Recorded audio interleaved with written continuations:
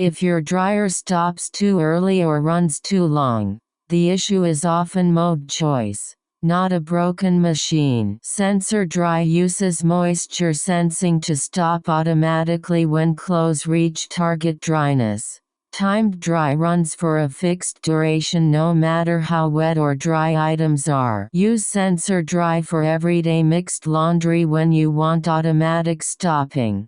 Use timed dry for small touch-ups, bulky items that need extra time, or when you already know the minutes you need. Overloading can make sensor dry less consistent. Using timed dry for every load can overdry fabrics and waste energy. Choose the mode based on load type, not habit. Quick decision rule. Default to sensor dry for normal loads. Switch to timed dry for specific control cases.